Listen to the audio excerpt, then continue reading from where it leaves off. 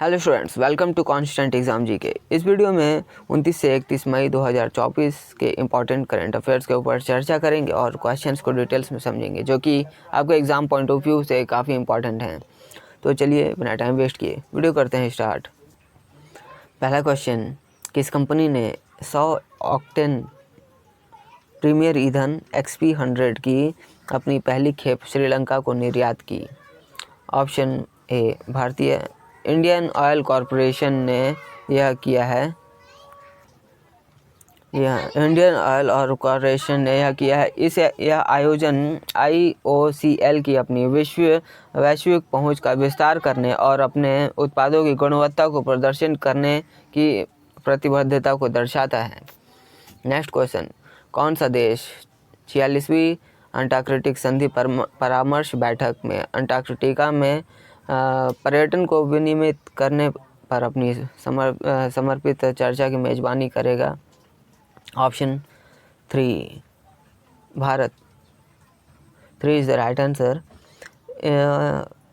भारत लगभग 40 देशों में 350 से अधिक प्रतिभागियों भाग लेने की उम्मीद है और इन चर्चाओं को सुविधाजनक बनाने में भारत की भूमिका अंटार्कटिका के पारिस्थितिकी अखंडता को संरक्षित करने और टिकाऊ अन्वेषण के लिए अग्रणी पहलों के प्रति प्रतिबद्धता को भी रेखांकित करता है। कौन सा देश अंतर्राष्ट्रीय सौर गठबंधन का 99वां देश बन गया है? Option 4, Spain. इसका उद्देश्य सौर ऊर्जा प्रौद्योगिकियों के उपयोग को बढ़ावा देने और वैश्विक ऊर्जा संक्रमण को बढ़ावा देने के लिए अन्य सदस्य देशों के साथ सहयोग करना है। नेक्स्ट क्वेश्चन, किस शहर के उच्च न्यायालय ने पश्चिम बंगाल में 2010 के बाद जारी सभी OBC प्रमाण पत्र रद्द कर दिए हैं? ऑप्शन 4, कलकत्ता।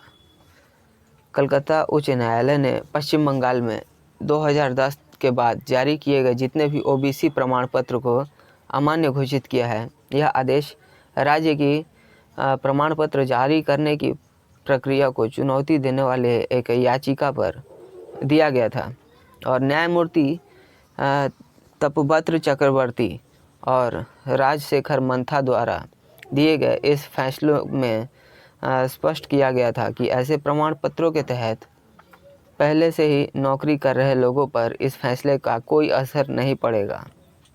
नेक्स्ट क्वेश्चन है, भारत की साइबर सुरक्षा को मजबूत करने के लिए अभ्यास साइबर सुरक्षा 2024 किसने भाग लिया है? ऑप्शन सी, अनिल चौहान ने। रक्षा साइबर एजेंसी द्वारा आयोजित इस अभ्यास का उद्देश्य देश की साइबर रक्षा तत्परता को आगे बढ़ाने के लिए सैन्य और राष्ट्रीय एजेंसियों के बीच सहयोग और एकीकरण को बढ़ावा देना होता है। नेक्स्ट क्वेश्चन, 2024 के लिए खगोल विज्ञान में प्रतिष्ठित 100 पुरस्कार से किसे सम्मानित किया गया है? Option 2, Srinivas R Kulkarni. Next question, Bharat के मिशन ईशान का उद्देश्य क्या है?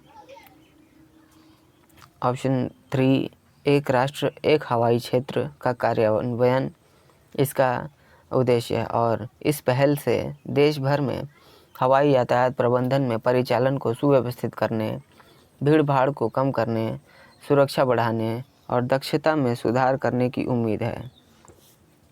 नेक्स्ट, किस इकाई ने प्रोटीन ई-गवर्नेंस टेक्नोलॉजीज़ में अपनी पूरी हिस्सेदारी बेच दी है? ऑप्शन 4, HDFC बैंक ने। यह बिक्री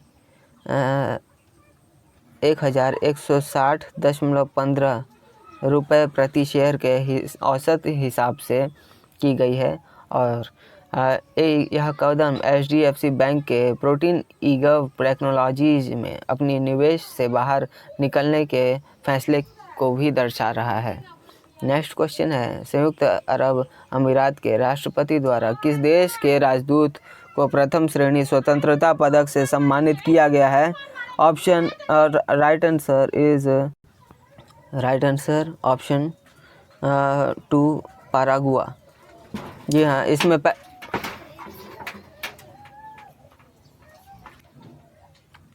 पैरागुआ में इसके राजदूत जोस अगुएरो एवेला को पैरागुआ और यूएई के बीच द्विपक्षीय संबंधों को मजबूत करने के उनके प्रयास के लिए प्रथम श्रेणी स्वतंत्रता पदक से सम्मानित किया गया है। यह सम्मान राजनयिक संबंधों और सहयोग को बढ़ावा देने के लिए दोनों देशों की प्रतिबद्धता को दर्शाता है। नेक्स्ट क्वेश्चन, कौन सा देश जल्द ही भारत की रुपे सेवा शुरू करेगा? ऑप्शन 1 मालदीव। रुपे की शुरुआत का उद्देश्य वीज़ा और मास्टर कार्ड जैसे अंतर्राष्ट्रीय कार्ड योजनाओं पर निर्भरता को कम करना, सस्ती कार्ड सेवाओं के साथ वित्तीय समावेशन को बढ़ाना और भारत की डिजिटल इंडिया पहल का समर्थन करना होगा।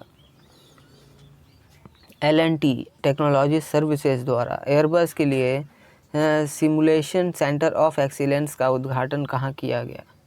ऑप्शन 4 बेंगलुरु में। और यह इस पहल का उद्देश्य एरोस्पेस इंजीनियरिंग में दक्षता और उत्पादकता को बढ़ावा देना होगा, जो विमानन क्षेत्र में तकनीकी नवाचार और इंजीनियरिंग सहायता के केंद्र के रूप में बेंगलुरु के महत्व को दर्शा रहा है। विश्व के सबसे मजबूत अम्ल का नाम क्या है? राइट आंसर ऑप्शन 2 फ्लोरो एंटीमोनिक एसिड।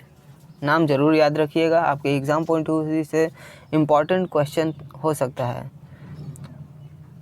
फ्लोरो एंटीमोनिक एसिड इसका नाम है और इसका रासायनिक सूत्र भी मैं आपको बता दे रहा हूँ, HSBF6 ये इसका रासायनिक सूत्र है।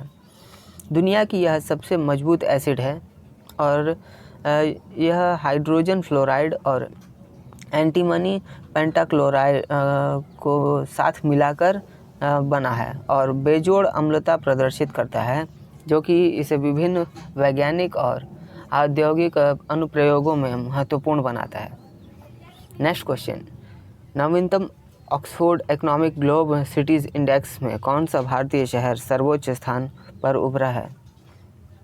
ऑप्शन 3 दिल्ली। बेंगलुरु, मुंबई और चेन्नई भी इसी इंडेक्स में शामिल हैं। दिल्ली इसमें सबसे शीर्ष पर है और अन्य भारतीय शहरों की तुलना में इसकी आर्थिक, सामाजिक और पर्यावरणीय स्थिति को भी दर्शा रहा है। IMD की भविष्यवाणी के अनुसार चक्रवात रेमल की उत्पत्ति किस जल निकाय से होने की उम्मीद है?